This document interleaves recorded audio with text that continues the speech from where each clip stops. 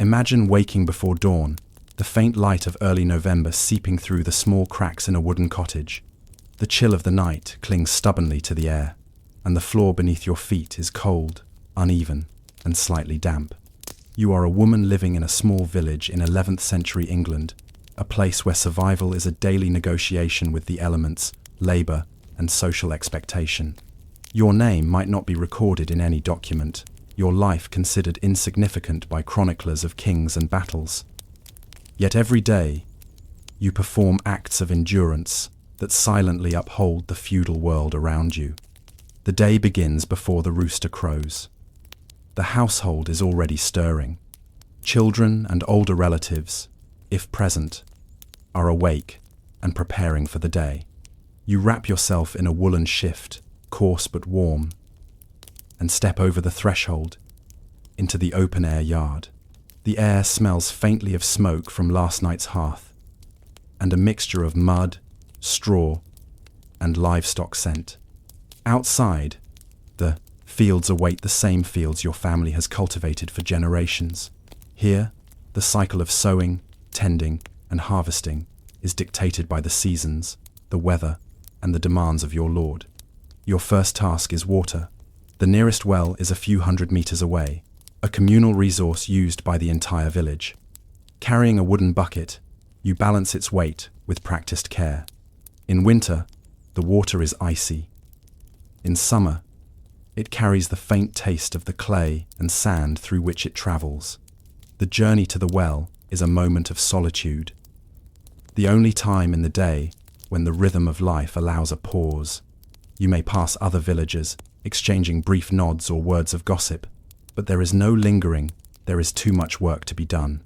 Water is returned to the home and poured into the large cauldron by the hearth, ready for cooking, washing, and, if needed, small-scale cleaning tasks.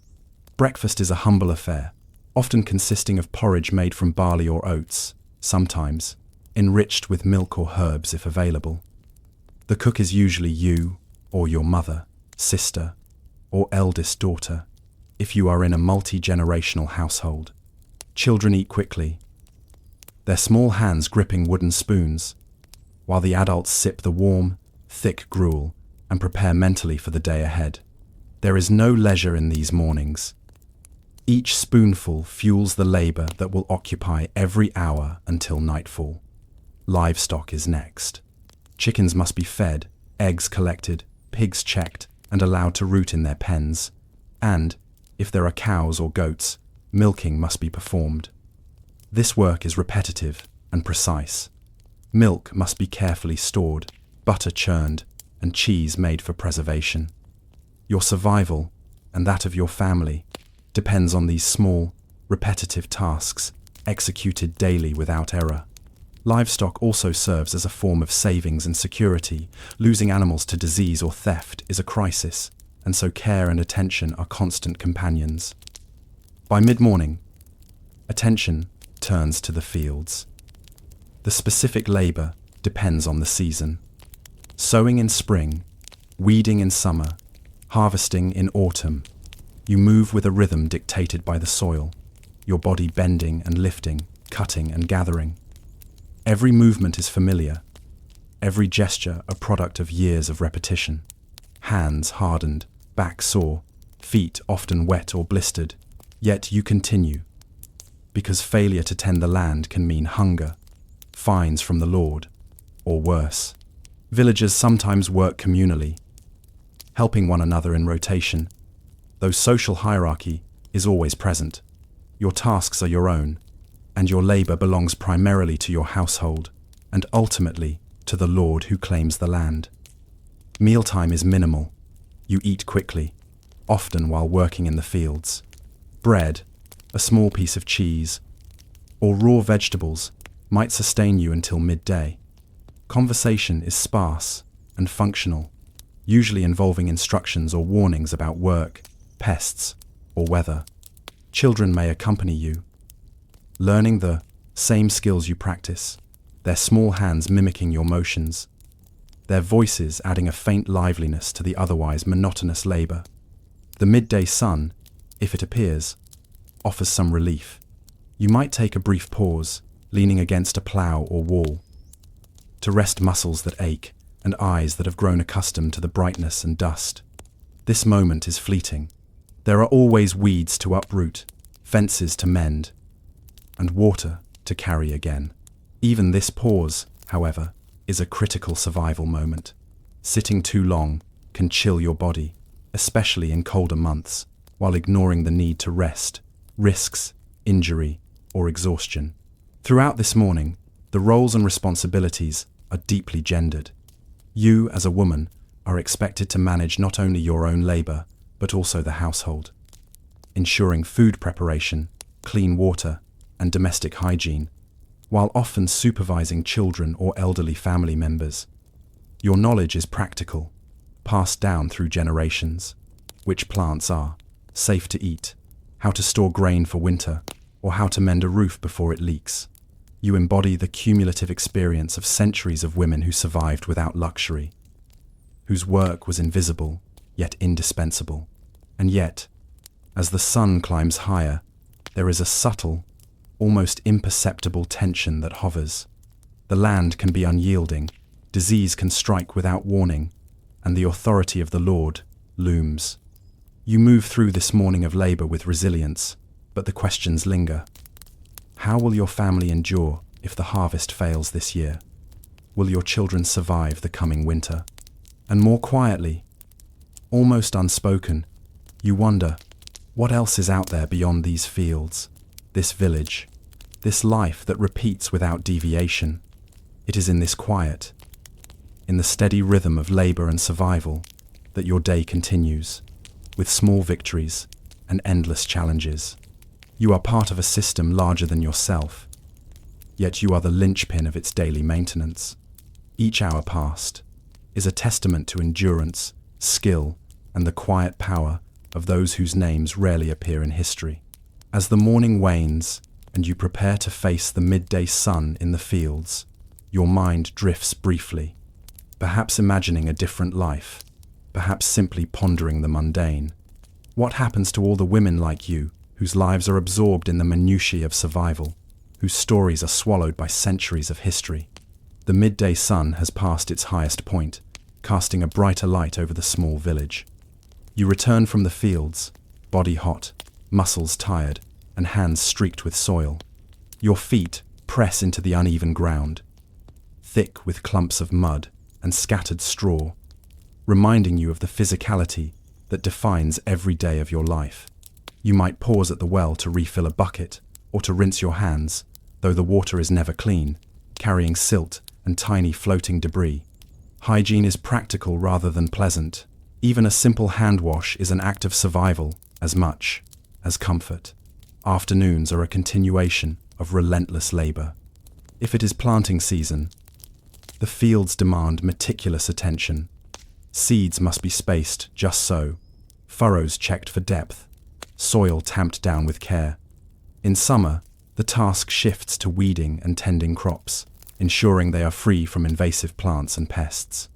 Autumn, of course, is harvest season, when the collective effort of the village is at its peak. Each task is measured in units of necessity. The number of cabbages dug, the baskets of grain collected, the weight of hay stacked. Precision matters because a poorly tended crop or a missed duty could ripple across your household, leaving hunger in its wake. You are never alone, even if the work is solitary. The village hums with a faint background of sound. Children playing at the edges of fields, the clatter of carts returning from the market, chickens squawking, cows lowing.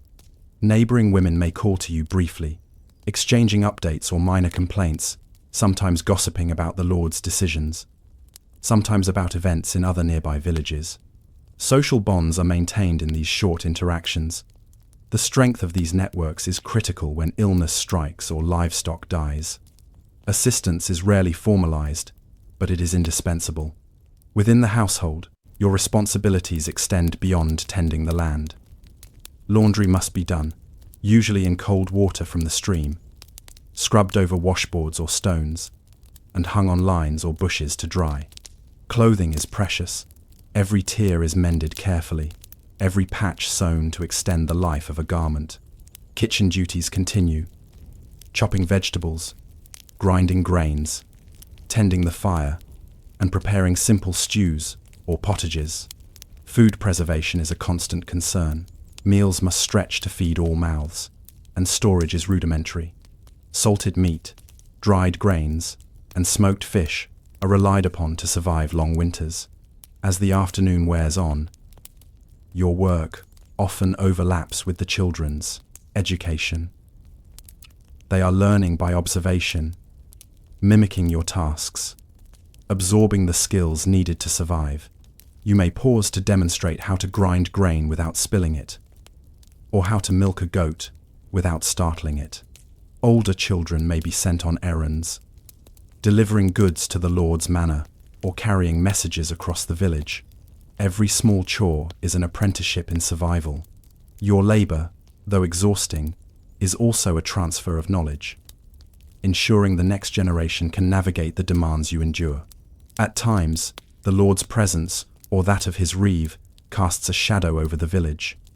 Taxes must be accounted for, tithes collected, and labor obligations observed. You, like other women, are partially responsible for fulfilling these demands, whether by preparing crops, weaving cloth, or providing labor for communal projects. Authority is distant but ever present. Failure to comply can bring fines or corporal punishment. This pressure shapes every choice you make, adding weight to the already heavy burden of daily survival. The social rituals of village life, though small, are carefully observed. Occasional visits to neighbors, brief conversation at the well, or helping with a communal task like fence repair are interwoven with work. Seasonal celebrations, saints' days, harvest festivals offer brief respite, though the joy is muted by the ever-present need to continue labor. For women, these rituals are intertwined with both obligation and survival. Baking, preparing, and contributing to communal meals can be as taxing as any other task, yet they maintain social cohesion and support networks. Evening approaches, and with it, a gradual winding down of labor. The sun dips, shadows lengthen, and the air cools, sometimes sharply, depending on the season. By now, your hands are rough, fingers calloused, and muscles sore. You might sit briefly on a low bench or stool, observing the subtle changes in the sky, listening to livestock settle, or feeling the quiet of the approaching night. The tasks of the day are rarely fully complete, but there is a rhythm to the exhaustion. Rest is as necessary as toil. The preparation of the evening meal is another major task. Leftover grains, vegetables, and whatever preserved food exists are combined in simple stews. You stir the pot over the hearth fire, tasting carefully for salt and flavor, mindful that every morsel counts. Children eat quickly. Adults may share conversation about the day's events or the changing seasons. Silence is common, punctuated by the clatter of spoons and bowls. The evening meal is functional, but it also reinforces family and community bonds. After the meal, your work continues, though in a quieter, more domestic register. The hearth must be cleaned, dishes washed, and floors swept. Beds are prepared for children and adults alike, often straw-stuffed mattresses covered with simple blankets. You might mend clothing by firelight, spinning or weaving if materials are available, ensuring that necessities are ready for the coming day. Night is a period of preparation for the next cycle, a reminder that survival is never a single day's achievement, but an ongoing process. Nightfall in the village brings a sense of relief, but also the creeping awareness of vulnerability. The darkness is physical and social. Wolves may roam nearby, thieves or bandits occasionally threaten, and illness could strike at any time. The tools you use, daily knives, axes, scythes, double as protection in emergencies. Your knowledge of the landscape, the rhythms of your neighbors, and the habits of animals all contribute to survival. Even in sleep, the mind remains partially alert, aware of dangers and obligations. And yet, in the midst of this relentless routine, there is a small space for reflection. Your life is structured entirely around labor and necessity, yet it is not devoid of thought or imagination. Stories may be shared with children, lessons whispered about the natural world, or fleeting memories recalled of markets in nearby towns or fairs long past. You are aware, even faintly, of the wider world beyond the village, the courtly intrigues of nobles, the religious debates of distant monasteries, the changes in kings and lords. These events feel remote, almost dreamlike, yet they may eventually ripple into your life in the form of taxation, conscription, or new obligations. As the fire dwindles and the children are tucked into straw-filled beds, your attention turns inward. What will tomorrow demand? Will the crops yield enough? Will illness touch your family? And perhaps more quietly you wonder, beyond the fields and cottages, what possibilities exist for women like you? Could life have been otherwise? Or are you destined to repeat the rhythms of survival as countless generations before you have done? This afternoon to evening cycle reflects both endurance and constraint, skill and limitation. Your life, largely invisible to chroniclers, is a testament to resilience. Each day is a microcosm of medieval existence, and through your labor, knowledge, and care, the broader world, your lord's economy, your village's survival, your family's continuity is sustained. Yet questions remain, subtle but persistent. How much of your knowledge will survive you? How will your experience, invisible as it is to most historians, shape the lives of the generations that follow? And in a world where women's voices are rarely recorded, how might your story, if it were told, challenge our understanding of the Middle Ages? Night has settled fully over the village. The sky above is dark, the stars faint pinpricks in a canvas of shadow. The hearth fire burns low, sending its last embers into the chimney, and your household lies mostly still, breathing softly in the straw-stuffed mattresses that have been prepared with careful hands. Outside, the animals huddle in their pens, their quiet rustling blending with the occasional murmur of wind through the timbers. For a moment, there is silence, a rare pause in a life defined by ceaseless work, responsibility, and vigilance. Sleep will not come immediately. Your body is exhausted, but the mind remains active, replaying the day's events. The sowing, weeding, cooking, mending, fetching water, guiding children, and responding to the Lord's demands. Each task was undertaken with diligence, each completed or attempted with the awareness that failure has consequences. Yet in the quiet of night, a deeper reflection emerges. The recognition that this cycle is more than mere survival. It is an unseen contribution to the larger fabric of society. The work of women like you sustains not only your household, but the village economy, the Lord's estate, and the continuity of community life. There is also a subtle pride, often unspoken and unrecognized by history, in the mastery of these tasks. The precise way you can churn butter without losing milk, the efficient repair of thatch on the roof, the ability to soothe a sick child with limited resources. These are skills honed over years. Some learned from mothers, grandmothers, or neighbors, some discovered through trial and error. They are small, invisible victories, yet they carry immense weight in the survival of your household. Knowledge and skill become a quiet form of power, even within the constraints imposed by gender, class, and feudal law. Yet, not all moments are defined by skill or triumph. Anxiety is woven into the fabric of everyday life. Illness, famine, or injury could strike at any time, and remedies are uncertain. Your family's fortunes are precarious. A failed harvest or a sudden death of livestock can plunge you into hardship. The demands of the Lord and the Church are constant, and there is little room for error or defiance. You live within a network of obligations that are sometimes protective, but often oppressive. Each day, you navigate these risks with a mixture of routine, caution, and resilience. Understanding that survival is rarely heroic, It is methodical and exacting. Social relationships, though often limited by time and labor, are central to endurance. The brief exchanges with neighbors, the shared knowledge of the seasons, the unspoken support during illness, and the communal work during harvest or repair projects create a fragile but vital web of interdependence. Women in particular sustain this network, balancing the needs of household, children, and community, while also passing on essential skills.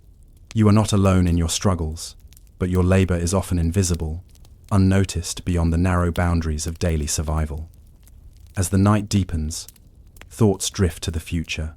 Your children sleep, yet they are watching, learning, internalizing the patterns you embody.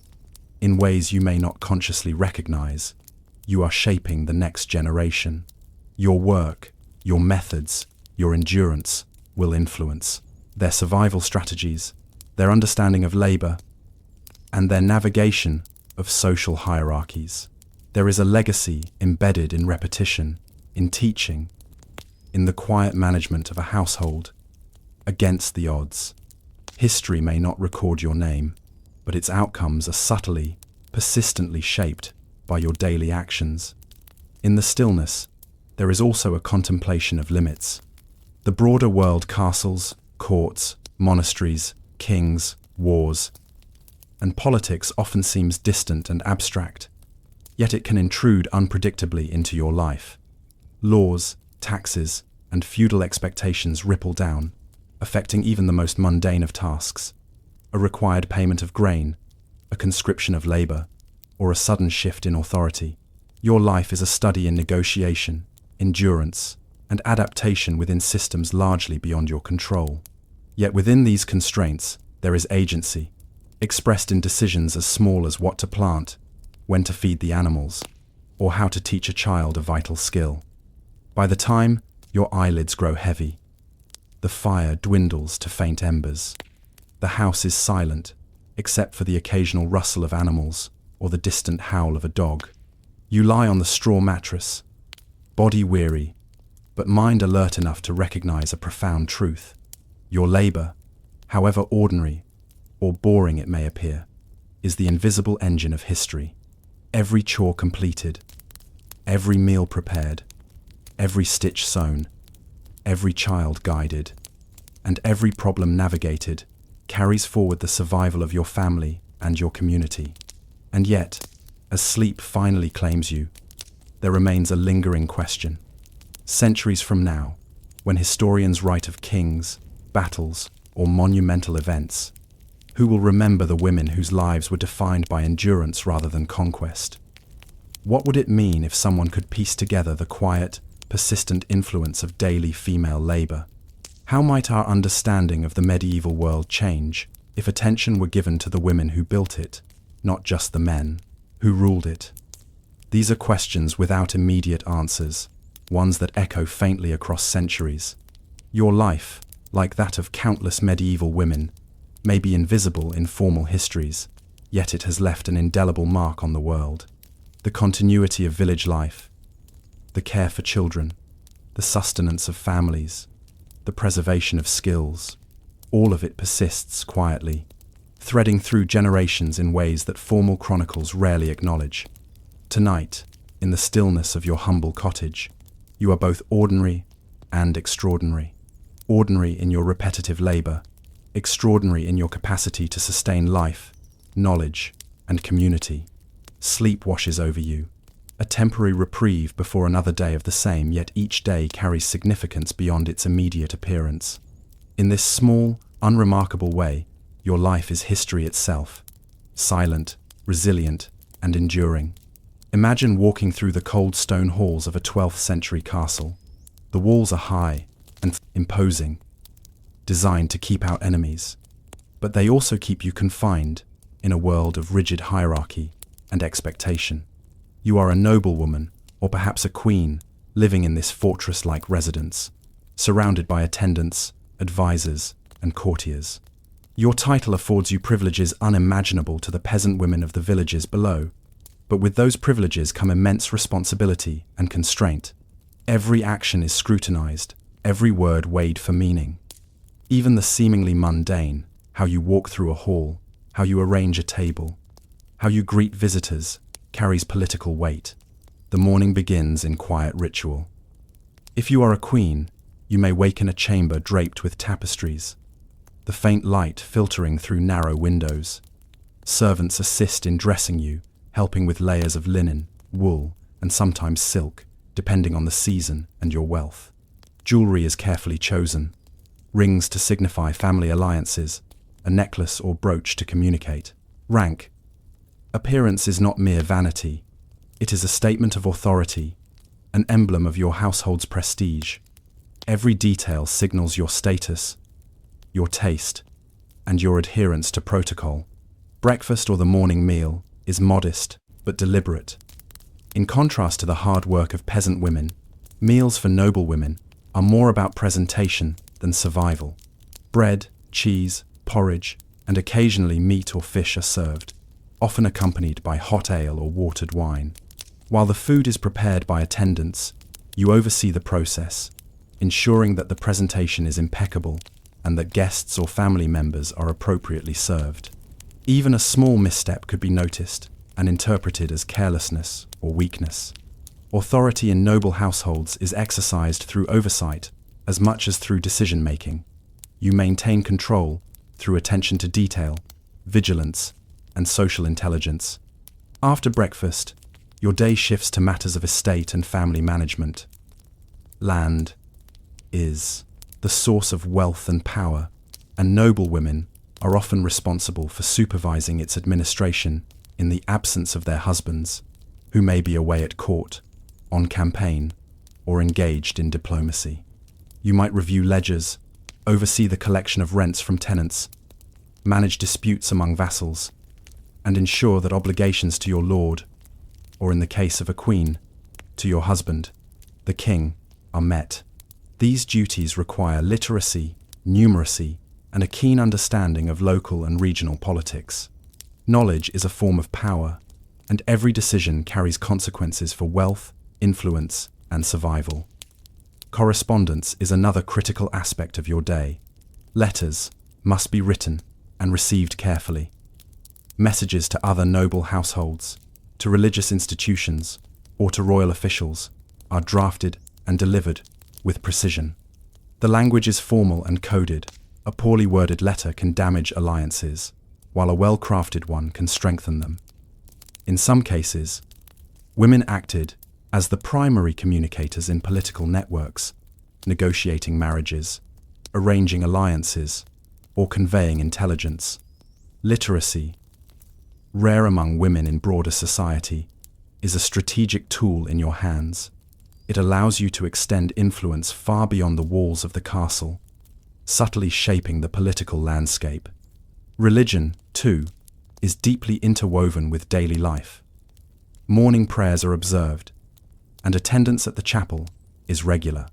Devotion is both personal and public. Your piety demonstrates moral authority, reinforces your position, and offers tangible benefits in terms of patronage and influence.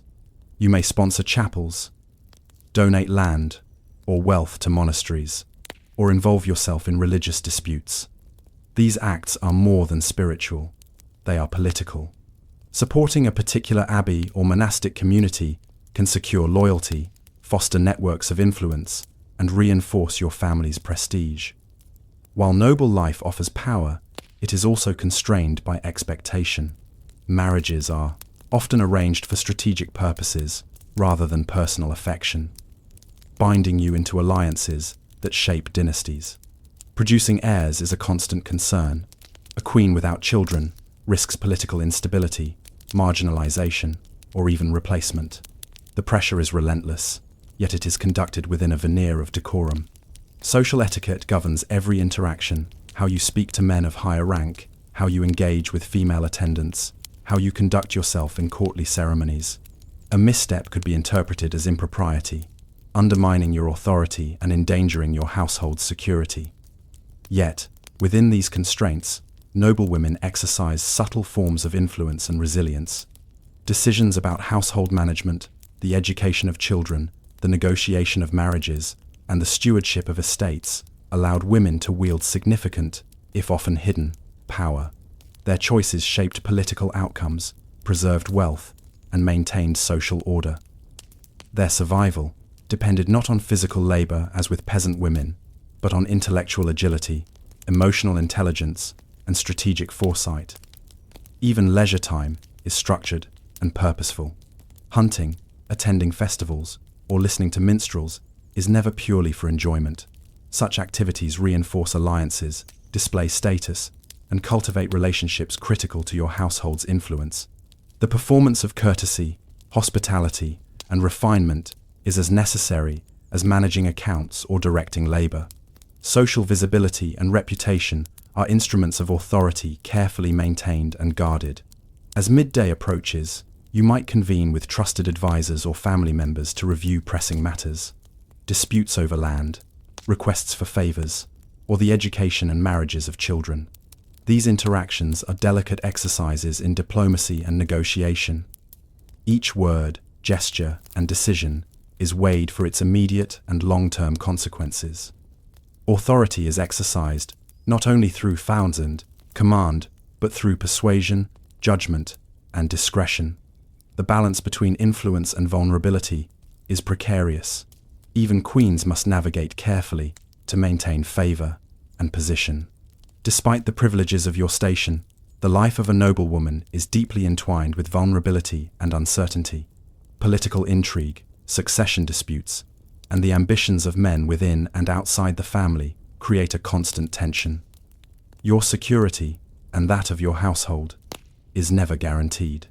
Survival is measured not only in the management of daily affairs, but in the anticipation of threats and the cultivation of alliances capable of mitigating them.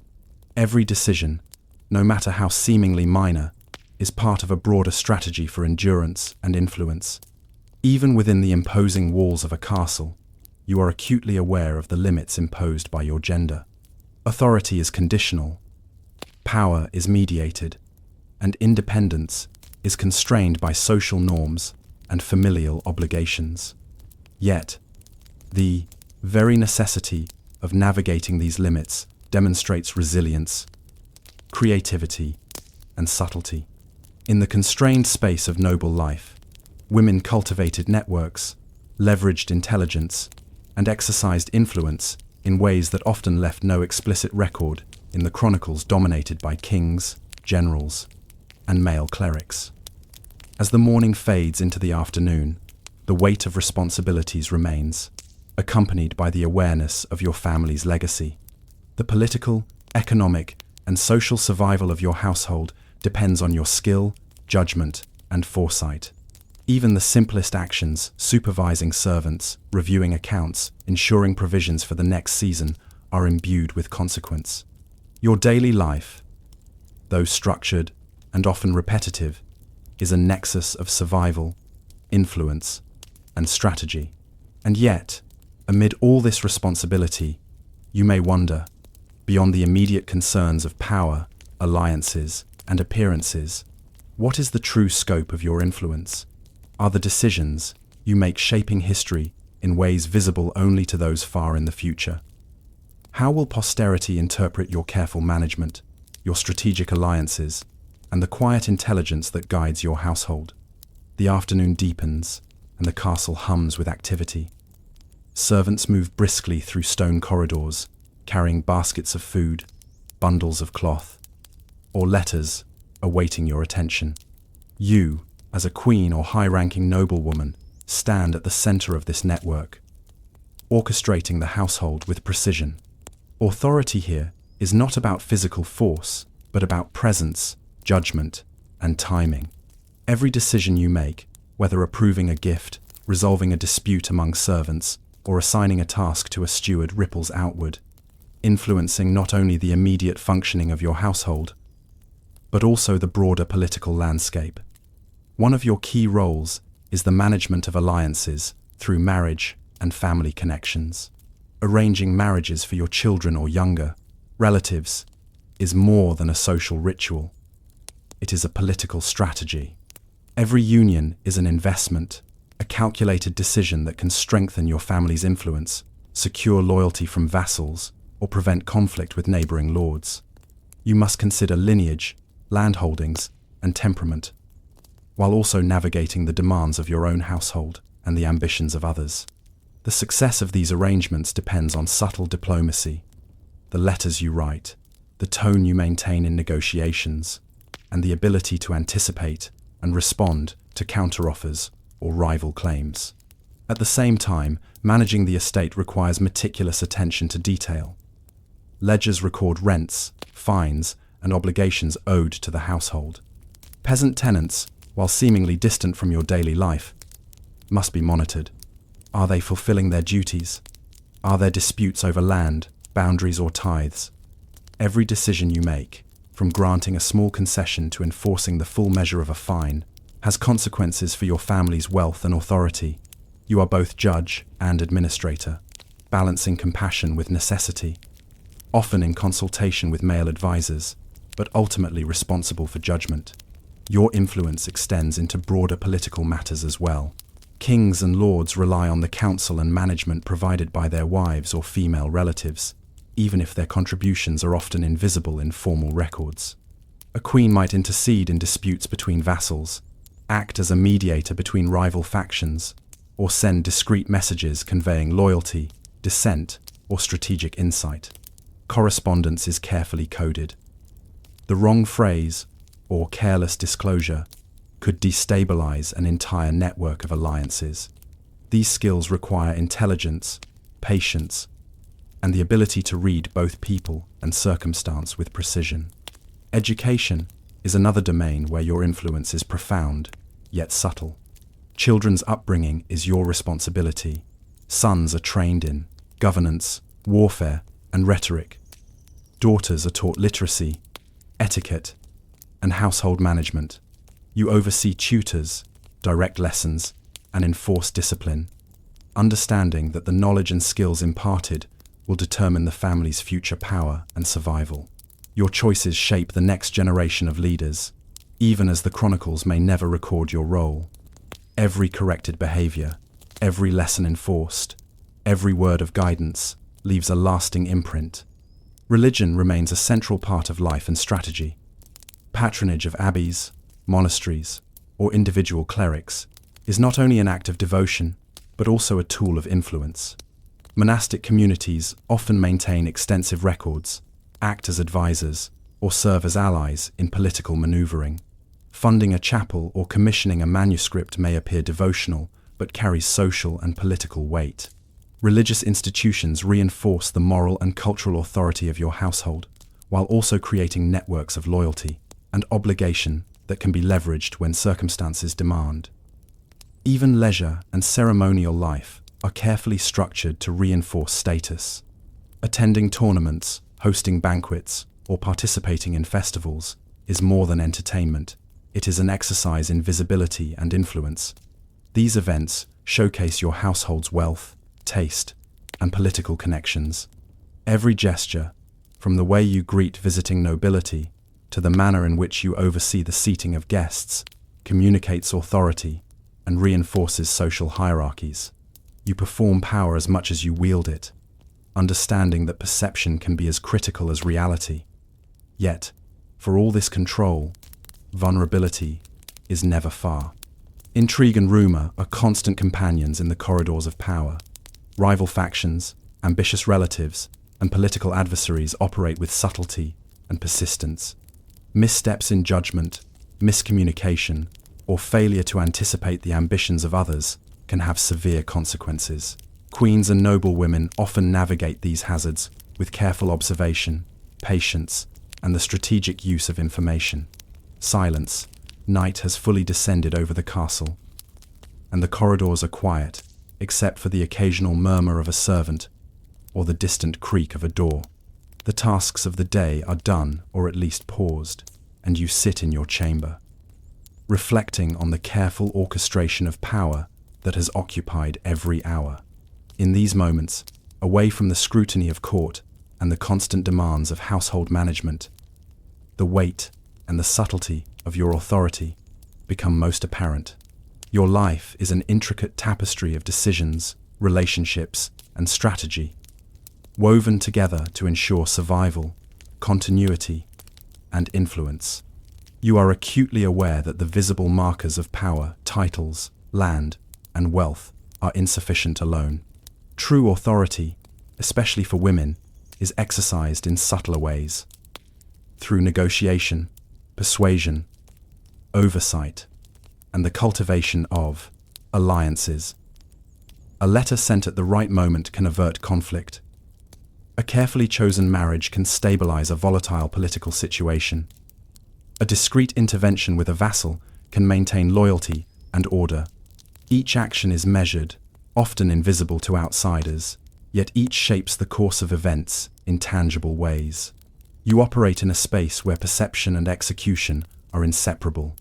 Education and patronage remain central to your influence. You ensure that children are trained in the arts of governance, diplomacy, and etiquette. You sponsor monasteries or churches, funding the production of manuscripts, supporting clerics, and reinforcing networks of moral and social authority. Through these acts, your legacy is not only immediate, ensuring the functionality and prestige of your household, but enduring, shaping the intellectual, spiritual, and political landscape for future generations. Knowledge and resources are deployed strategically, creating effects that ripple long after the moment has passed. Yet, even with such influence, your position is precarious. Political tides shift unpredictably. Rival factions emerge, succession disputes threaten stability, and the ambitions of men, your husband, brothers, or male courtiers, can challenge or undermine your authority. Your survival depends on constant vigilance, careful judgment, and the cultivation of alliances. Every interaction, whether with servants, vassals, or peers, carries layers of meaning, requiring discernment, patience, and strategic foresight. Authority is conditional, and its exercise demands a continual balance between assertion and subtlety. The management of your household, though ostensibly domestic, is in fact a crucial aspect of power. Servants, stewards, and retainers rely on your guidance. The distribution of resources, food, clothing, wages, determines loyalty and functionality. Oversight of the estates under your control is not merely administrative. It sustains the economic and social stability of the wider realm.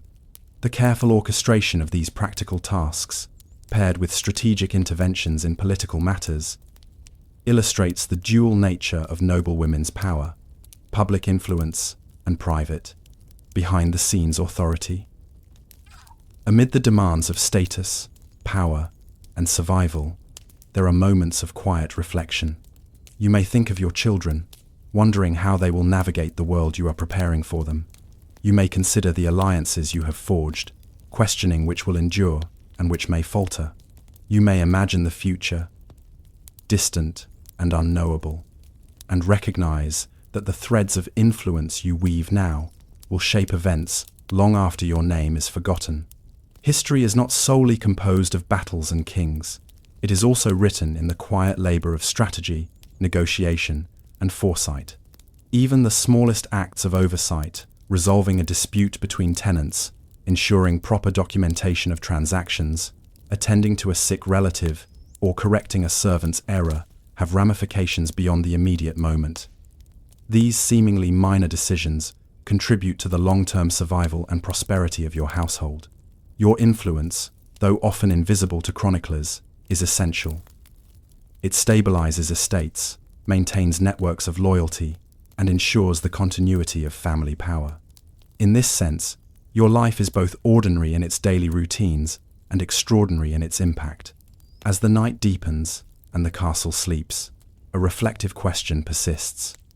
If future historians focused not only on the rulers, wars, and public ceremonies, but also on the women whose labor, insight, and diplomacy shaped outcomes, how would our understanding of the 12th century change?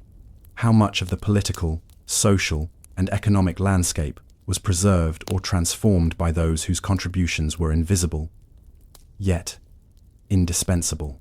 In these quiet hours, you recognize that your work management, negotiation, education, and patronage is a form of survival as profound as any soldier's campaign or king's conquest. You exercise resilience not through force but through strategy, not through battle but through foresight. Your life exemplifies the invisible threads of history, subtle, continuous, and essential, connecting events, people, and generations in ways that are rarely acknowledged but fundamentally shape the world. Finally, as sleep overtakes you, there is a sense of continuity and legacy. Your authority, though constrained by gender and expectation, is powerful in its precision, subtlety, and reach. It ensures that your family, household, and social networks endure. It guides the next generation, preserves wealth and alliances, and influences outcomes in ways often hidden from formal records. Your life, in all its careful labor and strategic maneuvering, is history itself, understated, essential, and enduring. And so, the enduring reflection remains. Centuries from now, when chroniclers write of kings, treaties, and battles, what will they have missed by overlooking the quiet, deliberate influence of women like you? What would the story of the 12th century look like if the threads of female power, resilience, and strategy were fully acknowledged? Imagine a small, dimly lit cottage on the edge of a medieval village. The fire in the hearth is low, sending up occasional sparks that illuminate the rough wooden walls. You are a midwife, a healer, a woman whose knowledge of the human body and natural remedies makes you indispensable to your community. Even if your work is often invisible or undervalued by men in positions of formal authority, your name may never appear in official records, but your hands guide new life into the world. Your knowledge sustains the sick, and your presence offers reassurance in a world where mortality is constant. Your morning begins before sunrise. Unlike noble women, your preparations are practical rather than ceremonial. You gather herbs from your garden or local forest worts, roots, flowers, each chosen for its medicinal properties. Some to ease pain, some to stimulate labor, some to treat fevers or infections. Your tools are simple: knives, bowls, pestles for grinding, and linen cloths sterilized in boiling water. Knowledge of these remedies is often passed down orally from older midwives, or learned through careful observation of nature and human physiology. There are no formal textbooks for you. Every lesson is acquired through experience, practice, and the careful listening of your patient. Calls come in unpredictably. A neighbor may rush to your door with news of a labor beginning in the dead of night, or a mother may arrive with a sick child needing urgent care. You move quickly, gathering essential herbs, warming water, and preparing your birthing kit. The physical demands are significant. Bending, lifting, kneeling, and supporting a laboring woman for hours on end requires endurance, strength, and constant vigilance. Unlike most medieval women, whose labor is centered on household chores or agriculture, your labor is directly entwined with life and death. The role of a midwife is as much about knowledge as it is about courage. You must recognize complications in childbirth, breech positions, prolonged labor, hemorrhage, and act decisively to preserve both mother and child. Your authority in the room is absolute, even if socially you are considered subordinate to male physicians or priests. In emergencies, your decision-making is vital. Whether to use certain herbs to stimulate contractions, how to position the mother, or when to call for additional help. Your intuition, grounded in experience, often stands between survival and tragedy. Midwives are also keepers of broader health knowledge. You advise families on sanitation, nutrition, and the treatment of common illnesses. You may provide remedies for fevers, digestive problems, or wounds, often relying on herbal preparations that have been tested through generations. Your expertise is practical and empirical, rooted in observation and experimentation, yet it is always intertwined with the cultural understanding of medicine, religion, and superstition prevalent in the village. Education of apprentices is a significant part of your life. Younger women from the village may assist you in attending births, preparing remedies, and observing procedures. Through careful guidance, you transmit skills that ensure the continuation of knowledge crucial for survival. These apprenticeships are informal, but effective, relying on repetition, direct observation, and hands-on practice. The continuity of healthcare in the community depends on this intergenerational transfer of wisdom. Your work is not without social complexity. Religious authorities and male physicians often regard midwives with suspicion, sometimes accusing them of using witchcraft or interfering with divine will. You navigate these dynamics carefully, balancing respect for local religious practices with practical application of your skills. Patronage by respected community members or local lords may offer protection, but your position is always tenuous, dependent on both social acceptance and proven effectiveness. The physical environment of your work is humble. Most births take place in ordinary homes, with minimal comfort or privacy. Cleanliness is crucial, but difficult to maintain. Straw-strewn floors, open hearths, and limited access to running water make sanitation a challenge. You must improvise, using heated stones, boiled water, and carefully folded linens to ensure both safety and modesty. The simplicity of these conditions contrasts sharply with the gravity of your work, where a single misstep can result in death or lifelong injury. Despite these challenges, there is profound satisfaction in your role. The successful delivery of a child, the recovery of a sick woman, or the relief of a family's suffering brings not only gratitude, but a deep sense of purpose. You are embedded in the rhythms of life itself, witnessing beginnings and endings, joys and sorrows, in ways that few others experience. Your work shapes the health, survival, and continuity of your community in intimate and irreplaceable ways.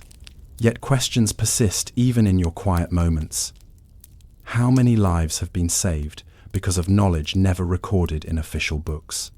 How many midwives before you, unnamed and unremembered, created the foundation for the survival of generations?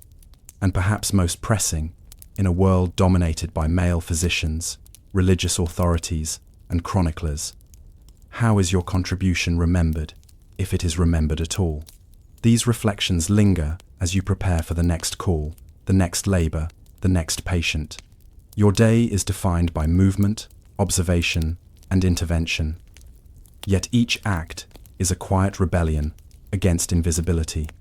Through your skill, courage, and knowledge, you exert influence on life itself, shaping the course of families, communities, and the future. Even if history rarely records your name, the morning mist still clings to the fields as you make your way along a narrow, dirt path toward another small cottage. A messenger came at dawn. A woman in early labor needs your help. You carry your leather satchel filled with herbs, linen cloths, wooden tools, and a few small charms that families request for comfort. The village is just beginning to wake. Smoke rises from hearths, roosters call, and the steady rhythm of rural life surrounds you. Yet your purpose today is singular, and the responsibility is immense. When you enter the home, the space is warm from the hearth and heavy with anticipation. The expectant mother's family hovers anxiously, her husband pacing near the door, her mother preparing clean cloths, and a cluster of children hushed in the corner. Your presence brings a sense of order. You begin by assessing the woman, her breathing, the timing of her contractions, her energy. These details, subtle yet informative, guide your next steps. There is no written manual instructing you what to do. You rely on the experience gathered through countless births, each unique, each demanding its own strategy. Herbs play an essential role in your work. Pennyroyal, for easing tension. Raspberry leaf, brewed into a calming tea. Comfrey for healing. And chamomile, to soothe anxiety. You crush them with practiced precision, mixing them according to need, Every midwife develops her own methods, shaped by regional traditions, personal experience, and the teachings of older women. The knowledge is empirical, tested, refined, and proven over generations, but rarely acknowledged as legitimate medicine by male physicians or religious authorities. Still, when people are in pain, they seek you, trusting your judgment and your reassurance. Labor progresses slowly. You arrange the bedding, position the mother to ease strain, and use gentle words to guide her through the long hours ahead. Your physical support steadying her during contractions, adjusting her posture, massaging her back requires stamina and compassion. You are fully present, attuned to every sign of complication, the mother's breathing patterns, the baby's movement, and the depth and rhythm of contractions. These signals are subtle, but your trained eye and attentive presence can interpret what others cannot. Beyond the physical, childbirth is steeped in ritual and belief. Families ask you to recite prayers, set protective charms made of iron or herbs near the doorway, or place a candle in the window to ward off evil spirits. These practices reflect the blend of Christian faith, folk beliefs, and local customs that shape medieval life. You do not dismiss them. Whether or not they hold medical value, they offer comfort, structure, and a sense of control in vulnerable moments. This emotional support is as crucial as any remedy. Complications arise. The child is not descending as expected, and the mother is growing exhausted. In these moments, your authority becomes absolute. You direct the family with calm firmness, opening a window for fresh air, encouraging the mother to change positions, administering specific herbs to strengthen contractions. Your hands guide the process with precision, confidence, and practiced strength. Slowly, painfully, progress resumes. Hours later, the baby arrives crying, healthy, coated in the waxy veil of birth. Relief floods the room. The mother weeps, the father embraces you, and the family's gratitude radiates through the small cottage. Another life begins, and your role in it, though profound, will soon fade into the rhythms of village memory. But your job is not finished. You tend to the mother, inspecting her for signs of hemorrhage or infection, offering warm broth, and ensuring she remains stable. You wrap the newborn carefully, check its breathing, and perform small rituals of protection requested by the family. Your presence for the hours following birth is vital. This is the most dangerous time for mother and child. A misjudgment, missed fever, excessive bleeding, or a retained piece of afterbirth can quickly become fatal. Vigilance is your constant companion. As evening approaches, you leave the family to rest and walk back toward your home. Your satchel feels lighter now, but your thoughts are heavier. You consider the precarious nature of your authority. One successful birth can elevate your reputation. One tragedy, even beyond your control, can tarnish it. Accusations of incompetence or even witchcraft are never far in a world where fear and misunderstanding often overshadow reason. You walk a delicate line, balancing the trust of the community with the suspicion of those who do not understand your knowledge. Male physicians, especially in towns and cities, increasingly assert that childbirth is a matter for learned men rather than experienced women. Their texts, written in Latin and filled with theory, often lack the practical knowledge that you and your fellow midwives apply daily. Yet, their influence grows.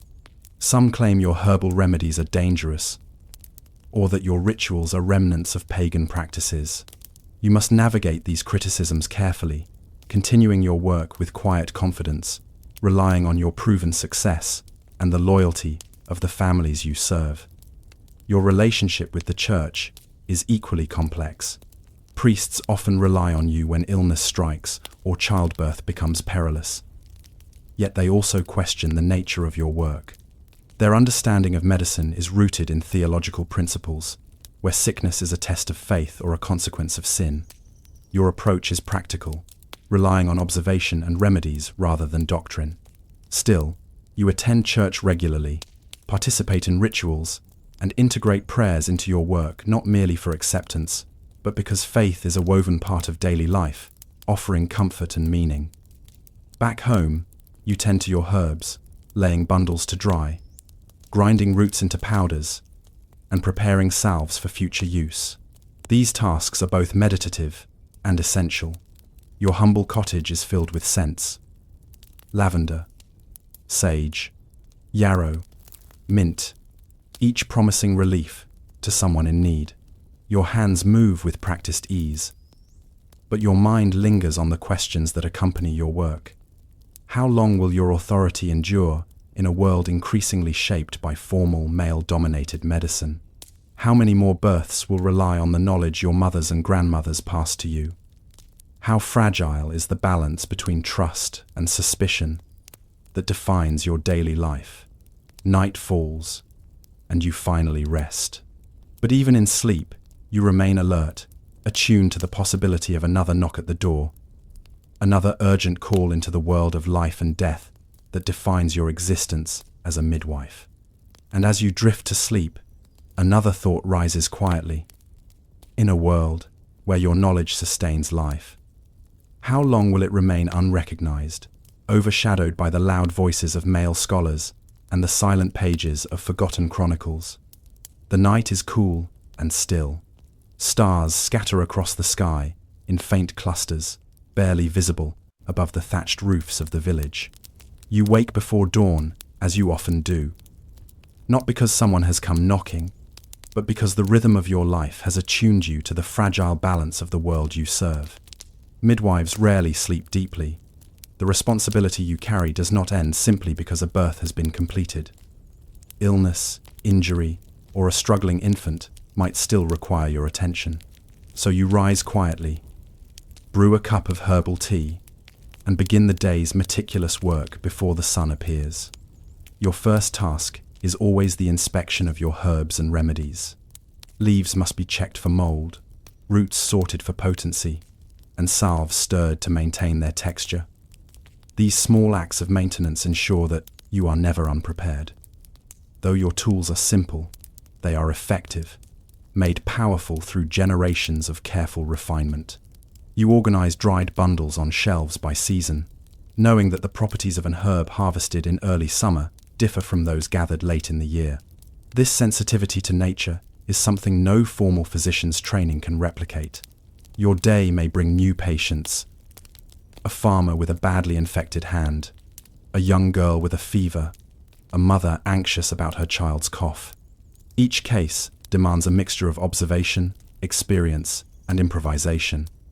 You ask questions: what they ate, when symptoms began, how they have slept.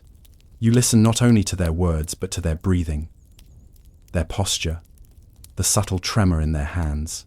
Your assessments are made through knowledge of the community as well as the body. You know their histories, their homes, and the stresses of their daily lives. Medicine, for you, is not an abstract science, but a practical craft rooted in relationship and continuity. Yet even as you provide healing and comfort, the world around you shifts. Whispers of change arrive from traveling merchants and wandering monks. They speak of universities in distant cities where men study anatomy, astronomy, mathematics, and medicine. They debate theories of humors, celestial influences, and the balance of bodily elements, concepts foreign to your practical, experience-based approach. Though some of these ideas are intriguing, others feel disconnected from the stark realities you face daily. A mother hemorrhaging in childbirth, a baby struggling to breathe, a wound turned septic from a simple cut. Theories can be elegant, but your world demands solutions grounded in practice. At the same time, suspicion grows. Religion shapes everything in medieval life, and clergy increasingly warn against practices they do not understand. If a birth goes poorly or a fever worsens, a midwife might become an easy target for Stockton's been expected those. Blame. Rumors whisper that too much knowledge, especially for a woman, invites the attention of dark forces. You have learned to carry yourself carefully, never claiming more power than is acceptable, always framing your work as the will of God assisted by the gifts of nature. You pray openly, attend Mass faithfully, and encourage families to seek blessings alongside your remedies. These actions are not merely strategic, they are also sincere. Faith must coexist with your craft if you hope to continue your work without persecution. Sometimes, though, even faith offers no protection. You remember stories passed down from older midwives. Women accused of witchcraft because a child died in their care, or because their healing succeeded where a male physician failed. In cities, the tension is growing stronger, though in villages like yours, people know you personally and trust you deeply. Still, a midwife must always be vigilant. Knowledge gives life, but it also draws scrutiny in a world shaped by rigid hierarchies and uncertain understanding. Despite these dangers, you continue your work because the community needs you. You are present in moments of vulnerability when a child is born, when a limb is broken, when a fever rises, or when a family weeps beside the sickbed of a loved one. You provide not only remedies but comfort, a steady voice, a calm hand, a sense of hope when fear threatens to overwhelm. Sometimes, healing means sitting beside someone as they die, ensuring they pass with dignity. Such moments are painful, but they reveal the breadth of your role. You are not merely a midwife or healer. You are a guardian of the village's physical and emotional well-being.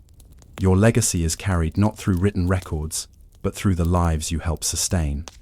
Mothers teach their daughters the remedies you shared with them. Children you delivered grow into adults who remember your kindness. Apprentices, who trained under your watch, continue your work long after you are gone.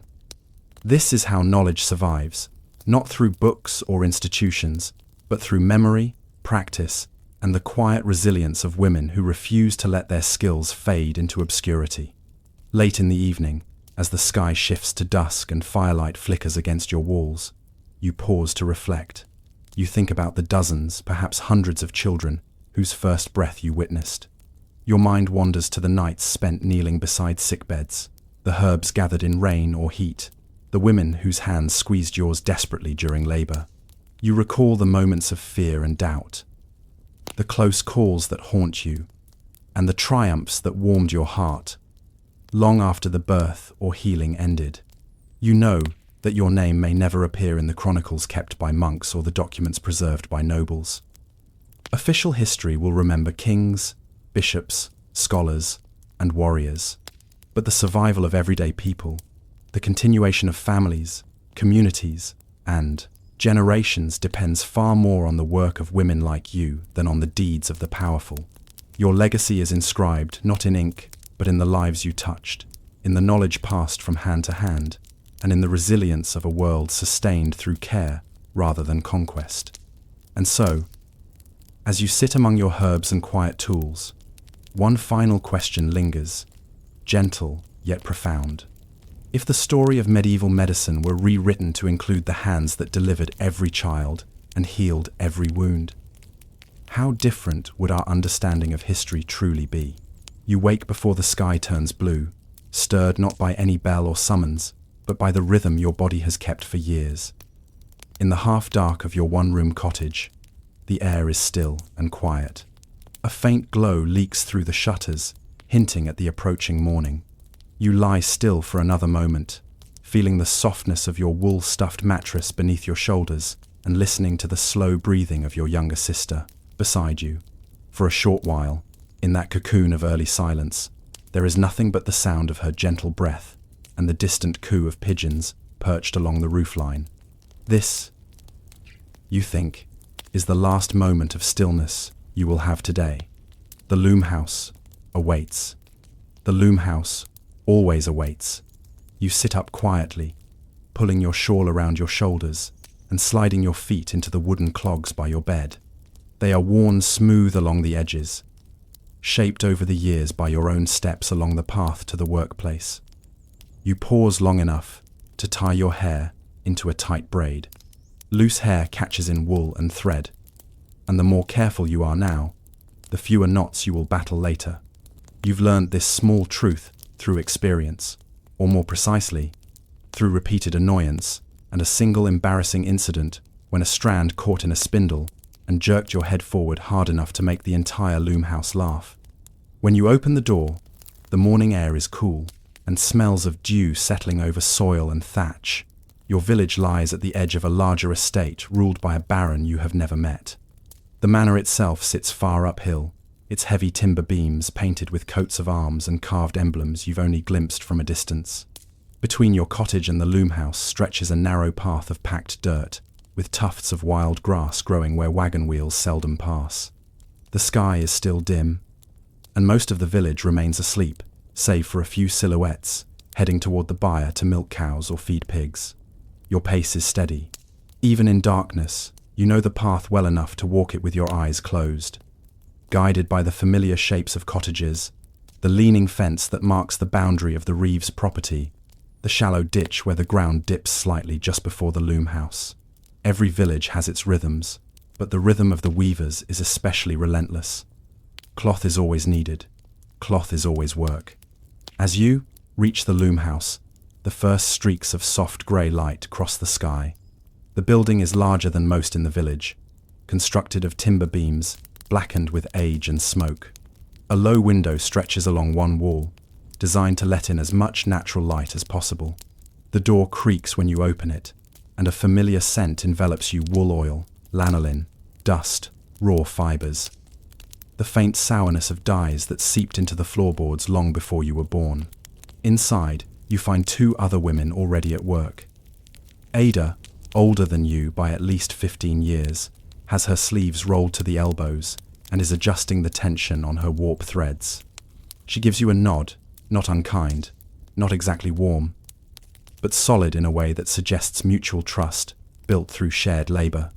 The other woman, Brunner, is new to the loom house. She arrived only last winter, thin and quiet, after her own village suffered a harsh famine. You teach her as best you can, though she works slowly, still unfamiliar with the patterns of the place.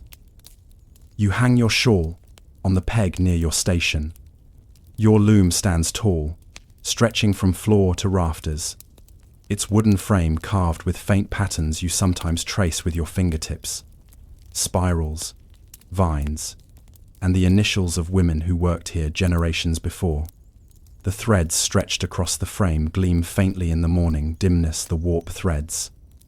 The backbone of the cloth. Your first task is simple, or at least it appears so: combing wool. You sit on the low stool beside your loom and draw a basket of raw wool toward you. The fibres are clumped and tangled, still carrying the faint scent of sheep and the earth they grazed. Before they can be spun, they must be carded, teased apart, straightened, and prepared for the spinning wheel. You take 2 carding paddles in hand, their surfaces covered in rows of tiny metal hooks. With practiced motion, you draw them across each other, pulling the wool into soft, fluffy rolls called rolags. The work is repetitive, steady, and oddly calming. This is the first stage of every piece of cloth you have ever made. Not the loom, not the shuttle, not the mastering of patterns or the matching of colours. No, the true beginning lies in this quiet, almost meditative combing, a task you learned at your mother's knee before you were old enough to reach the warp beam. As you work, the sounds of the loom house begin to grow. Ada shifts her bench forward, her feet pressing lightly on the treadles that lift and lower the heddles. Her shuttle makes a soft thunk as it slides through the shed. A beat later comes the decisive clack of the beater, pulling the weft thread into place. This rhythm repeats again and again, echoing in the wooden rafters like a heartbeat. You begin spinning once your basket is full of rolags. The wheel turns beneath your hand, its wooden spokes catching the early light. The hum of the spinning wheel joins the rhythm of Ada's loom in a gentle harmony that fills the room. Thread forms beneath your fingers, uneven at first, then smoother as your motions grow more certain. This thread will soon become weft, pass through the woven warp to create the fabric that will clothe someone you'll never meet. By mid-morning, the sun casts long beams of light through the windows. They illuminate floating motes of dust and wool fibers, turning the air into a shimmering haze. Bruna coughs lightly, waving dust away from her face. Her loom, smaller than yours, is set to weave narrow strips of cloth suitable for bindings, belts, or reinforcing seams. She fumbles slightly with her spindle, and you set your wheel aside long enough to show her how to twist the fibers more tightly before feeding them onto the spindle. Her hands shake with uncertainty, but you place yours gently over hers to steady the movement. It isn't the speed that matters, you tell her, just the steadiness. She nods, grateful. The two of you return to your stations. As you resume spinning, you think of how many women passed through this loom house before you, how many learned to weave even as they still recovered from childbirth, or grieved a husband lost to war, or nursed aching joints from years of repetitive motions. Cloth sustained everyone. Nobles, peasants, merchants, churchmen. It wrapped newborns, shrouded the dead, formed banners in battle, and hung as tapestries in halls of power you could only imagine. You rise around noon to stretch your legs. Outside, the sun warms your face. The village is busier now. Children chase each other around the well. A pair of men repair a section of the fence.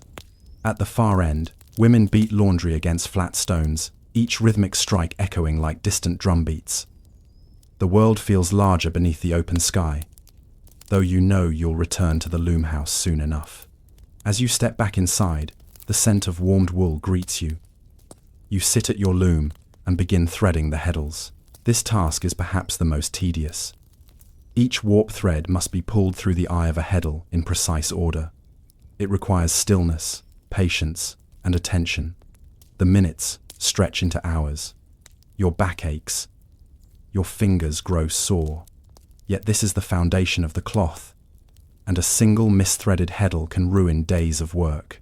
By late afternoon, you begin weaving again. The shuttle glides. The weft packs tightly. The fabric grows, inch by inch. Ada finishes her own work and inspects your progress before nodding approvingly. A silent camaraderie binds everyone here, a shared understanding forged through countless days of labor. No one outside the loom house quite understands how many steps, how many hours, how many small decisions form each completed length of cloth. When the sun dips low, shadows stretch across the floor. The air cools, and you feel the weight of the day settling into your shoulders. You and the others finish your final tasks and clean your stations, sweeping stray fibers, bundling leftover threads, covering the looms to protect them from dust. The scents of wool and wood linger as you tie your shawl once more around your shoulders. Outside, the world is wrapped in twilight. You walk home slowly, listening to the quiet murmur of villagers finishing their own daily routines. The lowing of cattle, the bark of a dog, the murmur of voices drifting from nearby cottages. Though your body aches, you feel a certain satisfaction. The fabric you worked on will eventually find its way to a marketplace, perhaps miles from here. Someone will run their fingers along it, appreciating its evenness and durability. Never knowing your name or the hours poured into its making, you reach your cottage as the first stars appear. Inside, the hearth glows faintly. Your sister looks up from her small stool beside the fire, her face illuminated by its warm light. She asks about your day, and you shrug, partly from fatigue, partly from habit. The work is always the same, yet somehow never finished. Tomorrow, you will return to the loom house again. Tomorrow, more wool to comb, more threads to spin, more cloth to weave. And as you settle into your bed, pulling the rough blanket up to your chin, you find yourself wondering something you rarely dare put into words. The morning after your long day in the loom house begins much the same as any other. You wake before the first light touches the sky, feeling the familiar stiffness along your shoulders and the ache in your fingers. Weavers know these aches the way a shepherd knows the bray of each sheep. They are the natural language of your daily life. Still, as you rise from your mattress and listen to the soft crackle of the embers in the hearth, you sense that today might stretch beyond the loom house walls in ways you do not yet understand. When you step outside, the air holds a sharp bite. Autumn creeps closer, and with it, the urgency of completing enough cloth before the cold settles in. Villagers will need warm garments, blankets, and sacks to protect grain. The manor will require bolts of cloth to pay rents and dues. The travelling merchants, those rare visitors who arrive with carts full of iron tools, salt, and foreign trinkets, come expecting to purchase lengths of wool for resale in distant markets. You make your way to the loom house as always, but even from a distance you see movement unusual for this hour. A cluster of villagers stands outside the doorway, murmuring among themselves. Most of them are women spinners, wool combers, dyers, their faces tight with concern. Ada stands in the center, arms folded. When she sees you, she beckons you closer. "Trouble?" you ask quietly. Her lips press thin. "The reeve came early. Says a new tax has been placed on finished cloth." You blink, unsure you've heard correctly. A tax on cloth. Cloth that you make. Cloth that sustains your village and fills the coffers of the manor. "Why?" you ask. Ada shrugs. Word from the Baron's steward. Something about funding repairs to the manor roof, or paying debts from the last campaign. Who knows the truth of it? What matters is this. Every bolt we produce must now be weighed and counted, and paid for. The murmur of the women around you grows heavier. Cloth production is already a delicate balance, each step dependent on good wool, steady hands, cooperative weather, and long hours. Now, to have a tax cut into what little profit or barter value it brings feels like a tightening no one can afford. Brunner stands beside you, her face pale. "If we cannot pay," she whispers. Ada answers with her usual bluntness. Then, the manor takes the cloth, or the wool, or whatever else it wishes. The loom house feels smaller, somehow, as you step inside. The looms still stand in their places. The scent of wool and wood, familiar and grounding, yet the work before you now carries a new shadow, one you must weave into, every thread. You take your seat, though your hands hesitate before touching the fibers. The tax presses in your mind, heavy as a stone. As you begin combing the wool again, the rhythm steadies you. The gentle scrape of the carding paddles pulls you back into the flow of motion. You remind yourself that this is what you know best. The transformation of raw, messy fibers into smooth, workable rolls. Each rollag means progress. Each rollag is a beginning. Hours pass. The sun climbs higher, filling the room with a golden warmth that softens your anxiety. Yet the tension in the air remains. Every woman works with a slight urgency, as though weaving faster might somehow ease the weight of the looming tax. But weaving cannot be rushed. Cloth made in haste snags or warps. Patterns misalign.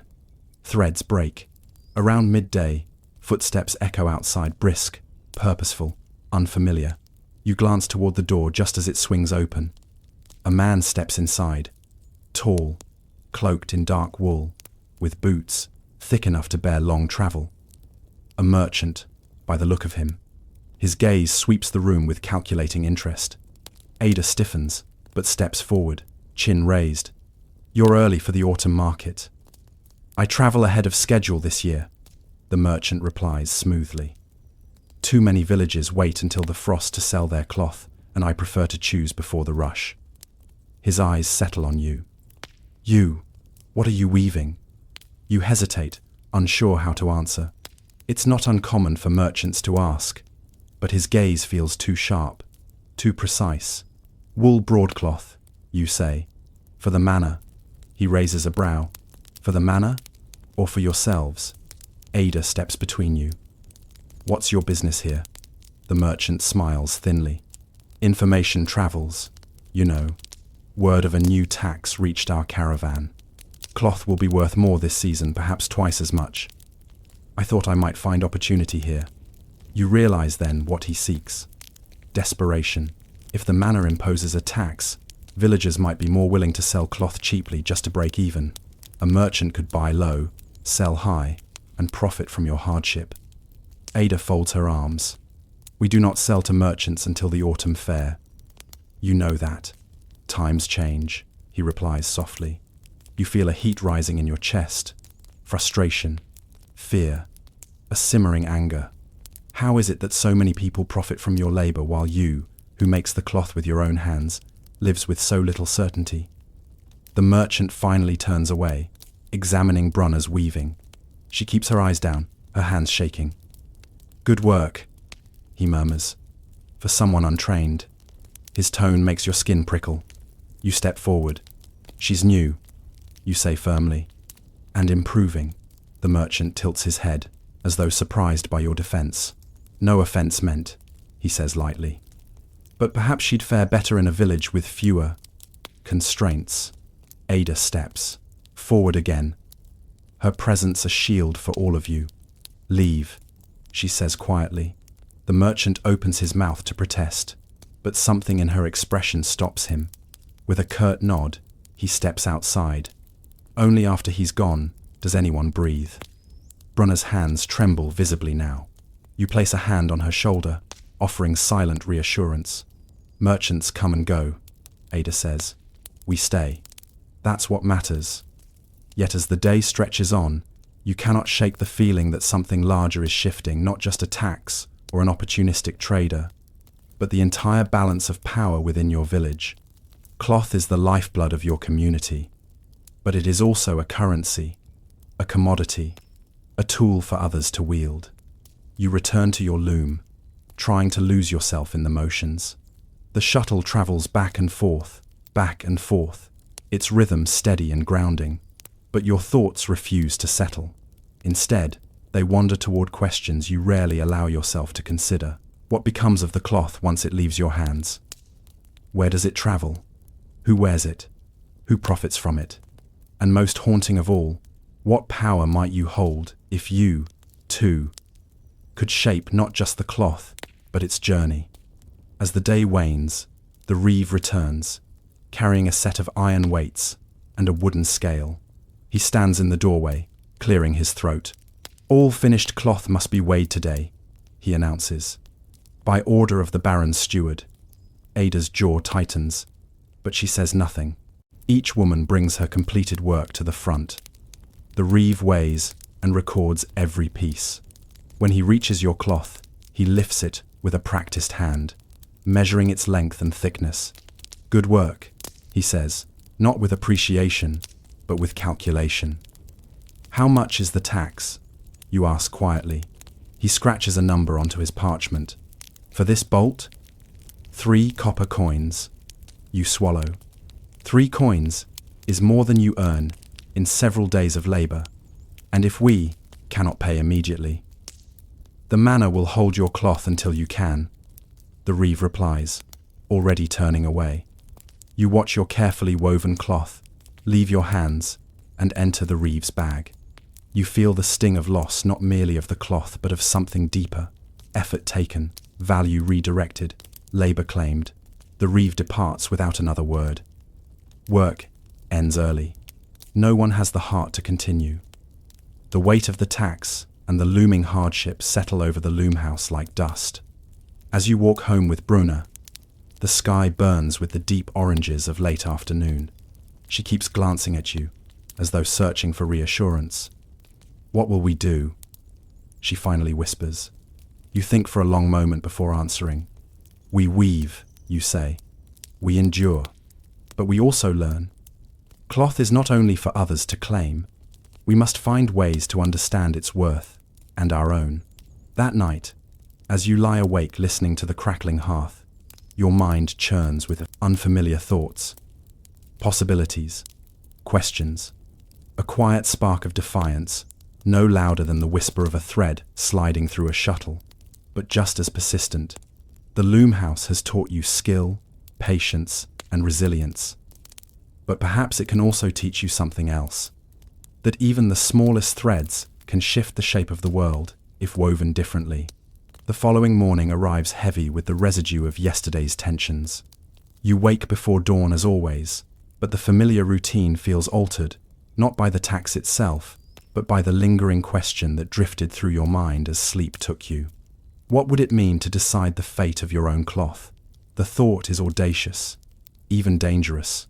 Yet it flickers again now, bright and persistent, as you bind your hair and wrap your shawl around your shoulders.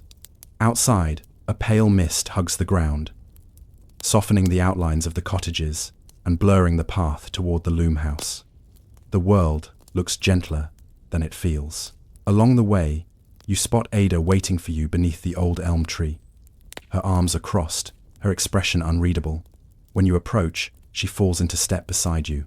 "The Reeve returns today," she murmurs, "to collect any remaining dues." You nod. "We knew he would." Ada glances sideways at you, studying your face. Something's on your mind. You hesitate. Ada is stern, practical, and not known for indulging fanciful ideas. But she is also honest and unafraid. "What if we kept some cloth?" you ask quietly. "Hidden, I mean, just enough to sell ourselves." Ada stops walking. Her breath forms a small cloud in the cold air. "Do you know what you're suggesting?" she asks, her voice low. "Yes, and the risk. If the Reeve discovers cloth that isn't on his records, the manor could accuse us of theft. From the Baron." You swallow. "You've thought of this. And yet cloth is our work," you say. "Our labour, our skills. Everyone else profits from it, the manor, the merchants, even distant markets. But not us." Ada's gaze deepens, sharpens. She sees something in your face. Resolve, perhaps, or desperation. "You remind me," she says slowly, "of my mother." You blink. Ada rarely speaks of her family. "She once hid cloth," Ada continues, "during a famine, not for profit, for survival. The manor wanted everything, even then, but she kept enough to trade for grain. It saved us." You take a breath, surprised. Then you understand why. "Understand?" Ada interrupts. "Yes. Approve?" "Not easily," she sighs. "But this tax is different. It is not about need. It is about power. And power unchecked grows heavier." She begins walking again, leaving you to absorb her meaning. You know then that she isn't forbidding you. She's warning you. When you reach the loom house, Brunner is already there, sweeping stray fibers from the floor. She looks small in the dim light, her face shadowed with worry. As you pass, she touches your sleeve. "Will things get worse?" she whispers. You think of the tax, the merchant, the Reeve, and the quiet strain pressing on every woman in the room. "They might," you admit, "but we will meet whatever comes. Together." Her expression softens. A fragile hope glimmers in her eyes. "The plan?" You begin weaving, but your mind is not on your loom. Instead, you focus on the length of cloth you completed yesterday. Fine, evenly woven, sturdy enough for a good price. The Reeve hasn't weighed it yet. It sits folded on your bench, untouched. You glance at Ada. She gives the slightest nod. It is enough. During the first hour of work, the women settle into their rhythm. The loom house fills with the familiar sounds. Treadles tapping, shuttles gliding, beaters thudding. The music of labour. You wait until the window light grows strong and most eyes are fixed on their tasks. Then you take your folded cloth and slip it beneath the bench. Your heart raps against your ribs. No one speaks, but Ada's gaze flicks briefly toward you. Approval or vigilance? You cannot tell. Brunner notices though. Her spindle falters, her eyes widen. You gently shake your head to tell her not to react. She bites her lip and nods, resuming her work. You know the next step, moving the cloth out of the loom house entirely.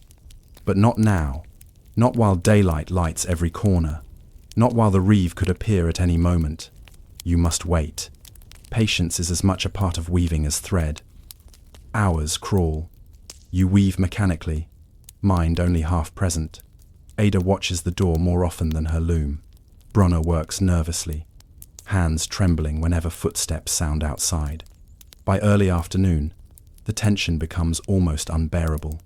Then, the door creaks open. The reeve arrives again. The reeve enters, flanked by 2 men-at-arms, an unusual show of force, not typical of simple tax collection. His presence steals the air from the room. His boots leave prints in the settled dust. "Afternoon," he says, voice too cheerful. "I'm here for the remainder of the cloth owed from yesterday." Ada wipes her hands on her apron. "Most was weighed yesterday. Only a few pieces remain." "Yes," the reeve replies, scanning the room. "And I trust none have been misplaced." "It is not a question." Your pulse quickens. Beneath your bench lies the folded cloth. If he walks even 2 steps closer, he will see it. Ada steps forward. "We have only what you see, nothing more." The reeve's smile is thin, knowing. Some say weavers are cleverer than they appear. His eyes shift toward you. "Stand," he commands. You rise slowly, breath shallow. "Step aside." You obey, moving away from your bench. He approaches. Your stomach clenches as he examines the area, the loom, the thread basket, the tools. He bends slightly, peering underneath. Your hands tremble. At that moment, Ada drops her shuttle loudly, the crack of wood against wood, echoing through the room. The reeve straightens, startled. "What was that?" "Clumsy hands," Ada mutters. Age catches up. She meets his eyes without flinching. The reeve's attention lingers on her for a moment too long. Then he turns away. You do not breathe until his boots move toward the next loom. He finishes weighing the remaining cloth and leaves without further inspection, the men-at-arms trailing behind him. When the door closes, the entire loom house seems to exhale. Ada walks over to you. "Tonight," she whispers. "We move it tonight. The night run. That evening, after supper, you wrap the hidden cloth beneath your shawl. The folded piece is heavier than expected, a reminder of how much work it contains. Every hour of combing, spinning, threading, and weaving rests in your arms. The village is quiet. Most families are already indoors, their hearths glowing behind. Shuttered windows. You slip into the shadows, where Ada waits. Brunner joins moments later, clutching her cloak nervously. "Where are we going?" she asks. "To the miller's wife," Ada says. "She has kin in the next town." They trade quietly, safely. You walk together across the fields. The night air is crisp, scented with damp earth and distant wood smoke. An owl hoots somewhere overhead. A scattering of stars glimmers above, faint but steady. The path feels long under the weight of secrecy. Every rustling leaf seems louder. A dog barks in the distance, and Brunner jumps. You place a hand on her arm. "You're safe," you whisper.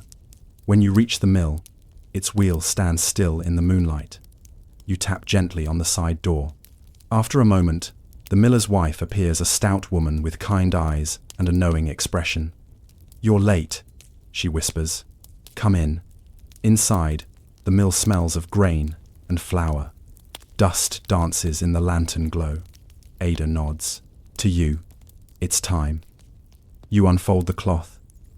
The miller's wife runs her hands over it, testing its weave, its strength, its texture. "This is good work," she says. "Very good. I can get 2 silver for it." Your breath catches. 2 silver coins. More money than you've ever held at once.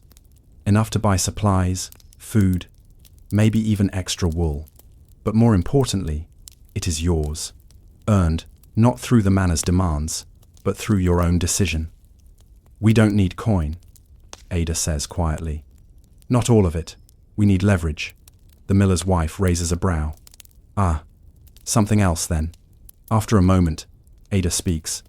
"Information and connection." You watch, fascinated. Ada isn't simply trying to bypass the tax, she's building something else. A network. A path of trade that belongs to the women, not the manor. The miller's wife nods slowly. "I can take your cloth to merchants who do not deal with reeves or stewards, women who sell on their own, spinners, dyers, traders, quiet ones." She wraps the cloth carefully. "I will return in 2 weeks. Expect word then." When you leave, you feel lighter, though no less anxious.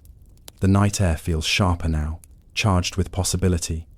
Something has shifted, not just in the loom house, but in you. A new kind of power. 2 weeks pass. You work every day in the loom house as usual. But now your labor feels different, purposeful, connected to something larger than wages or taxes. Brunner grows more confident in her weaving. Ada watches the door less, and the threads more. At last, the miller's wife returns with a small linen pouch. "For your effort and your risk," she says. Inside lie 5 copper coins, a small tin of imported dye, rare, precious, and a folded letter. "A letter," you murmur. "A message from another weaver," she says. "In the next town." She asks if you'd like to exchange cloth quietly. No men, no reeves, just women. Your throat tightens. A simple message, yet a profound one. Women supporting women.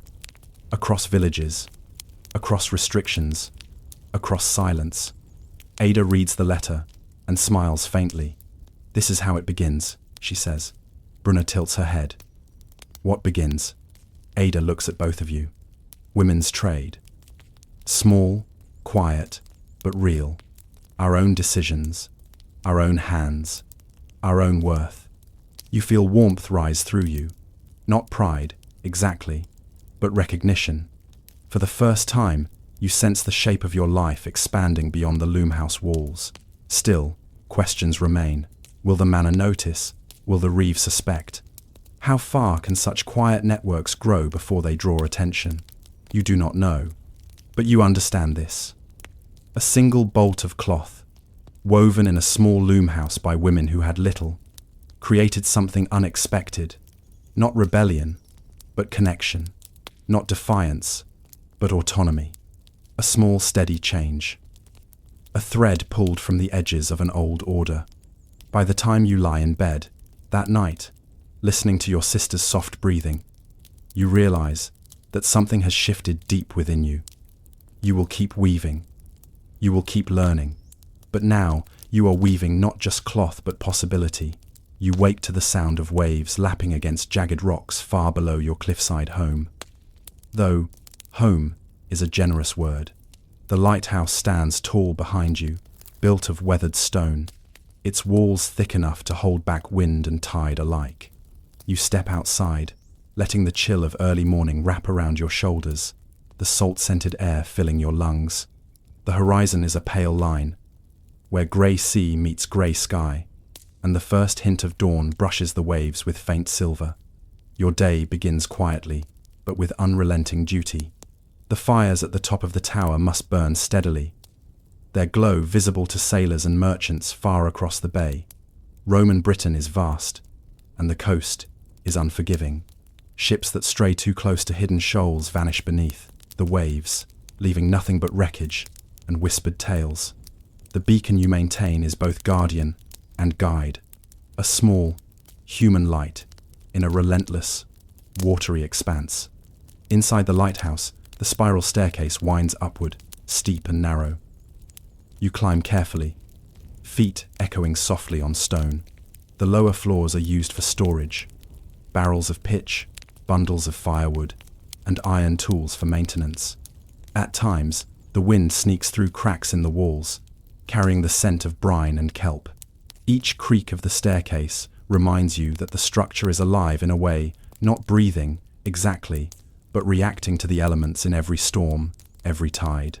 At the top, the hearth waits. Here is your domain. You build the fire carefully, laying kindling in a precise formation, then setting logs atop in a small pyramid. The smell of smoke mingles with salt, a scent that has come to feel like home. Lighting it requires patience. One careless spark, and the dried wood may flare too fast, or die too soon. It is meditative, almost hypnotic work, striking flint, coaxing flame, arranging logs, feeding the fire just enough to grow steadily. As the flame rises, you adjust the reflective bronze plates behind it, ensuring the light will carry outward over the water. The mechanism is simple but effective. Polished metal, catching fire's glow, directing it toward the horizon. Sailors depend on this reflection. You are the unseen hand that prevents shipwrecks. And yet, this work is unacknowledged in the records, in the annals of the Empire. Your name will not appear in scrolls. The people you save may never know your face, but you do not mind. There is honor in the work itself, in the slow vigilance that defines your life. Hours pass. The day stretches across the lighthouse in shades of grey and silver. You eat sparingly, a piece of bread, a small portion of cheese, water drawn from a cistern below. Meals are quick, not because of hunger alone, but because your attention must remain with the fire and the horizon. A sudden storm could arrive with little warning. A veering wind could extinguish the beacon, and even a single misstep could leave sailors in peril. You keep watch alone most days, though occasionally another keeper joins you, a man from the nearby fort, assigned for a few months as part of his service. These companions are useful, but often restless, seeking the comfort of villages or taverns. You, by contrast, have grown accustomed to the isolation. The sea and the wind are your companions, predictable in their moods, demanding in their attention. Around midday, the first ships appear on the horizon. Small merchant vessels, with sails darkened by tar, hulls low in the water from their cargo. You study them through a hand-carved spyglass, noting the angles of their masts, the speed of their approach, and the direction of the wind. Each observation is routine, yet vital. The fires you maintain will guide them safely past reefs and sandbars. One lapse, even for a few minutes, could spell disaster. The sun moves slowly across the sky, and you adjust the fire, the plates, and even the metal lenses to maximize the light's reach. Maintenance is constant, clearing soot, polishing bronze, and replenishing fuel. A lighthouse is never truly finished. Its walls, its mechanisms, and its keepers are part of a living system, always interacting with the elements. Evening brings no relief. The horizon grows dim, shadows pooling around the rocks below. You stoke the fire higher, watching the flames reflect in the polished plates. Darkness falls across the sea. This is when your work matters most. Sailors cannot see the coastline in the dark. The smallest light may save a life. The lighthouse becomes a beacon of both warning and hope, its glow slicing through night and mist, over waves and wind. Storm clouds begin to gather on the western horizon. Rain threatens, first in scattered drops, then in heavier sheets, and the wind rises, whipping at the tower with sudden violence. You brace yourself against the stone wall, feeding logs into the fire quickly, ensuring it does not falter. Water leaks in through cracks, dripping onto the floor, but you are practiced. Every movement is precise, rehearsed over countless days. Lightning arcs over the sea, illuminating the violent waves below. You see a ship's dark silhouette tossed by the waves, struggling against the wind. Your heart quickens, but your hands remain steady. The fire must not go out. Its light slices through the rain, marking the safest channel along the jagged coastline. You imagine the sailors' faces, pale and tense, and know that the difference between survival and shipwreck may lie entirely in your small, steadfast labor. Night deepens. The storm rages. The tower trembles under the force of the wind, but your fire continues to burn, a steady pulse against the chaos outside. Sleep is impossible, not out of fear, but out of devotion. Every hour spent, awake at the beacon, is a measure of lives preserved, though none of those lives will ever know it. You consider this a quiet satisfaction, a silent pride that steadies your pulse as much as the fire steadies the ships at sea. By morning, the storm has passed. Waves still crash violently against the cliffs, but the sky brightens, softening into shades of gold and grey. You take stock of the fire, the plates, and the tower. Minor repairs are needed, but nothing critical. The ships that pass through the night continue on their journeys, sailors unaware that a small woman on a windswept cliff ensured their safe passage. As you descend the spiral staircase to the lower levels, your back sore, your arms tired, you pause at the doorway and look back up toward the beacon. The tower seems taller than yesterday, almost imposing. You feel a faint pride in your solitude, your diligence, and your endurance. This work is not glamorous, not recorded in official histories. It is tedious, exhausting, and often lonely. Yet it is also vital. The world turns quietly on these small, unseen acts: the care of fire, the polish of bronze, the endurance of one steadfast watcher against an indifferent sea. The village below is waking now. Smoke rises from cottages. Animals stir. The market will open soon. Life will continue, as it always does. And yet, for you, the edge of the sea holds a quiet knowledge. Your labor preserves lives, shapes, destinies, and yet will remain invisible in the records. There is comfort in this, in the knowledge that the work matters despite the lack of recognition. At night, when sleep finally comes, it is deep and dreamless. You rest with the waves echoing in your mind, the faint scent of salt lingering on your skin. And even in dreams, the lighthouse stands, a steady flame against darkness, a quiet guardian of a treacherous world. And as the wind whips against your small window, and the waves crash far below, one thought lingers, unresolved. The next day dawns with a pale, diffused light that barely reaches the cliffs. The sea is calm for now, but you know its temper can change in an instant. Even in moments of quiet, the lighthouse demands your attention. You move through your morning routine with a steady rhythm, each motion precise and measured, clearing soot from the fire pit, replenishing fuel, polishing the bronze plates, checking the spiral staircase for loose stones. In every detail, vigilance is essential. Neglect, even for a single day, can mean disaster for those at sea. You eat a small breakfast, hard bread softened in water, a few bites of salted fish, and a sip of water drawn from the cistern. Your supplies are modest, rationed carefully. The lighthouse is isolated. Travel to the nearest village takes time, especially over slippery cliffs or muddy paths. Storms often make the journey impossible. This isolation is both a curse and a comfort. You are alone with the rhythm of wind and tide, with the knowledge that your work carries lives in its hands. Around mid-morning, a messenger arrives from the nearby fort. The path is narrow, cut into the cliffside, and he arrives panting and soaked from dew. In his hands, he carries small parcels of supplies for the lighthouse keepers: dried meat, cheese, and additional bundles of firewood. These provisions are vital as they supplement what you can gather or store.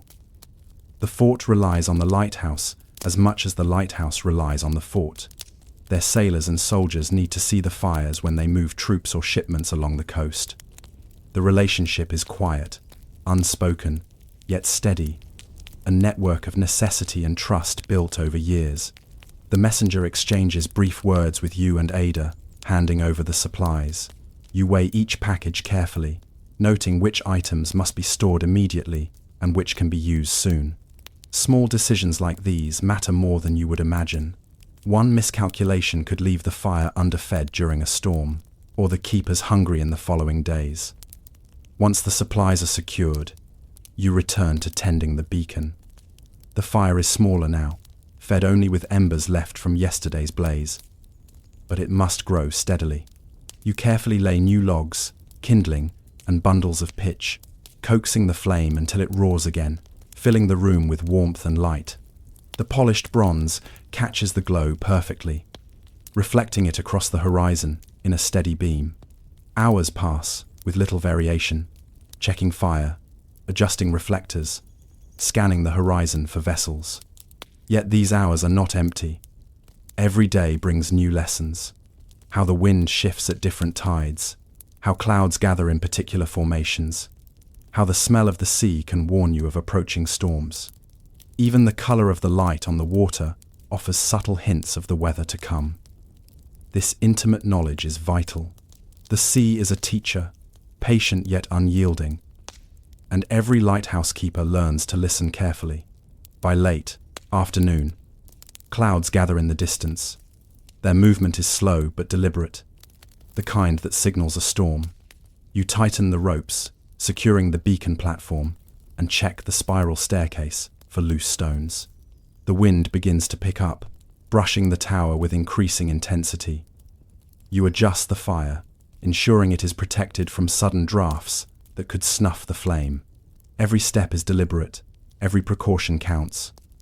A lighthouse keeper's work is slow, meticulous, and often repetitive, but it is a matter of survival for those beyond the cliffs. As the first drops of rain hit the stone, Ada signals that the fort has dispatched another boat, small and low in the waves, to supply nearby coastal settlements. You watch it through your spyglass, noting its course and the darkening horizon. The storm grows, winds whipping the sea into white-capped waves.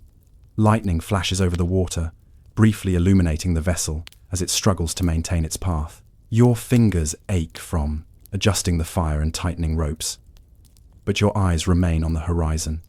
You see the small boat veer slightly toward a sandbar, unseen without the light from your beacon. Your heart races.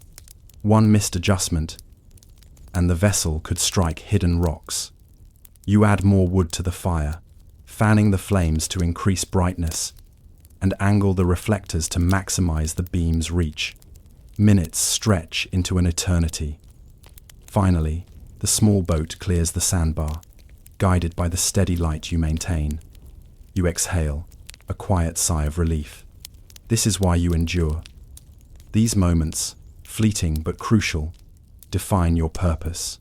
The lighthouse may be quiet, monotonous, and isolated, but the lives it preserves are profound.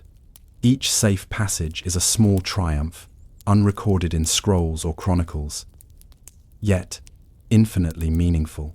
Evening falls, and the storm abates, leaving the cliffs slick with rain and the air sharp with the scent of seaweed and brine. You descend the spiral staircase to the Dunai Spy, storage floors, where supplies wait, and inspect the barrels and bundles. Small imperfections must be corrected immediately. A single damp patch can ruin stored firewood or pitch, compromising the beacon for days to come. You work methodically, cataloguing the supplies, adjusting their placement, and marking those that will need replacement soon. This is not glamorous work. There are no praises, no official recognition, no grand ceremonies.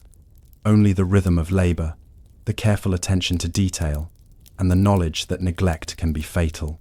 And yet, there is satisfaction in the order you create, in the preparedness you maintain. Night comes fully. The fire burns steadily, its glow reaching across the waves. The sea is calmer now, but the lessons of the day linger. Storms arrive unexpectedly. Vessels are often at risk, and vigilance cannot waver. You sit near the fire, resting briefly, feeling the heat seep into your bones. Outside, the wind sighs through the cracks in the tower, carrying the distant sound of waves and the faint cry of seabirds settling for the night. In this quiet, you allow your mind to wander. You think of the small community of keepers along the coast, each maintaining their own beacon, their own watch, their own silent labor. You wonder how many of them have children who may never see the towers they keep, or spouses who take their absence as ordinary, never fully understanding the responsibility that binds them to the edge of the sea. These reflections bring no sadness, only a sense of connection. You are part of a larger network, a quiet chain of vigilance stretching along miles of treacherous coastline. Hours pass, and the fire burns low. You refill the fuel once more, ensuring a steady glow for the rest of the night. Sleep comes in short stretches, interrupted by the sound of wind, waves, and distant gulls. Yet even in rest, your attention remains tethered to the light, the sea, and the horizon. This is a life defined not by recognition but by endurance, observation, and meticulous care. The lighthouse may seem isolated, yet it is, in fact, intimately connected to the lives, fortunes, and survival of countless others. By dawn, you rise once again, exhausted but resolute. The storm is gone, the horizon clear. The sea, a rolling expanse of silver grey. You feed the fire, adjust the reflectors, and watch for the first vessels of the day. Your labour continues, unglamorous yet vital, a quiet testament to skill, patience, and the slow rhythm of survival at the edge of the known